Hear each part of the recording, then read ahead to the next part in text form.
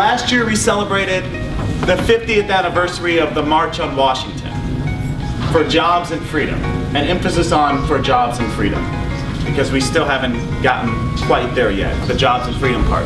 Ever hear something called the war on poverty? That was the war on poverty.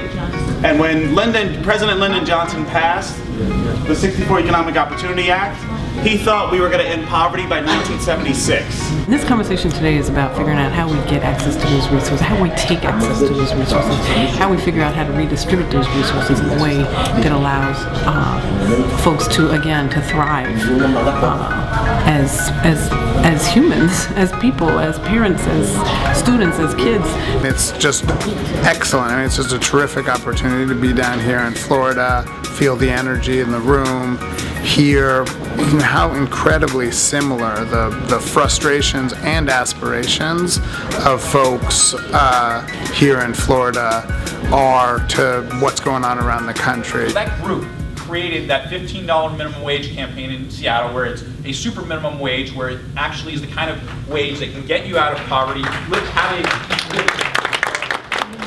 Today, we have a lot of people here. We have the workers here, we have the community here, we have politicians, we have graduate schools, we have a couple commissioners here. I'm up there talking to the legislators, and I have to tell you how many doors I knock on, and they don't understand it because they didn't stay in local politics first. They don't understand what's going on in their community. Districting is what's going to get Democrats and more independence of voice in what's going on in Tallahassee. Things are not easy income-wise, and because we're working at the lowest end, you know, you have many workers that are working 2 or 3 or even 4 jobs in some cases, just trying to be able to make ends meet. They're spending less time with their families, not able to take vacations, get benefits or sick time or anything like that. Y realmente estoy feliz aquí viendo la conversación acerca de la inequidad económica y lo que eso significa para las familias como nosotros, las familias inmigrantes también como nosotros y trabajadoras. If we don't act now,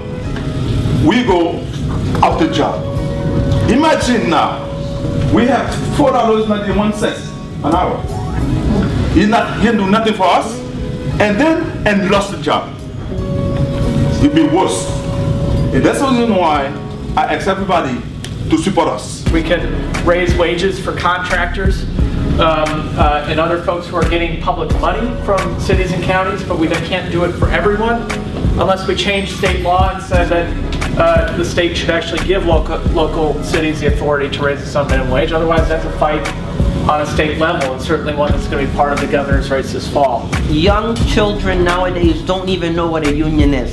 We need to get the young people involved. I'm here to represent younger voters, younger citizens, to let them know that the union cause, the labor movement is something that needs to be addressed, reinforced, reinvigorated, and that we're going to get it there.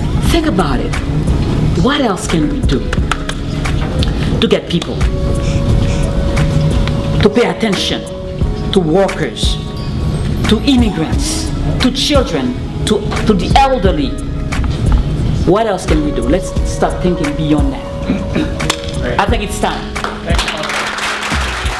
And so now the conversation is moving to what are actual solutions, whether it's worker organizing, policy change, building power in communities across the country to take back and to reclaim our democracy. So whether it's passing minimum wage legislation, paid sick legislation, winning a worker campaign right at this airport around dignity and respect in the job, whatever it takes, that's the kind of conversation I'm interested in having now.